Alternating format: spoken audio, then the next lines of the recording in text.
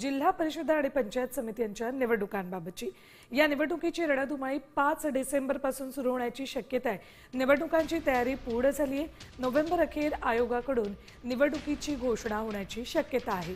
नगर परिषदा नगर पंचायतींच्या निवडणुका पहिल्या टप्प्यात होत आहेत। दुसऱ्या टप्प्यात आता जिल्हा परिषद आणि पंचायत समित्यांच्या निवडणुका होतील। शेवटच्या टप्प्यात मुंबई ठाण्यासह राज्यातील 29 महापालिकांची निवडणूक होणार आहे।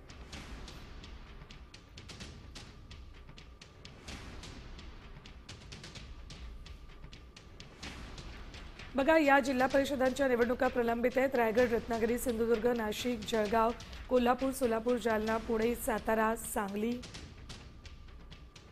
नांदेड, धाराशिव, लातूर, परभणी, हिंगोली, बीड, अहमदनगर,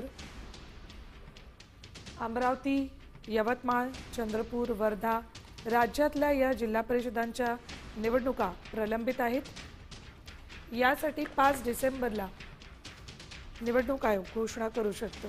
5 डिसेंबर पासून झडपी निवडणुकांची रणधुमाळी राज्यात सुरू होऊ शकते।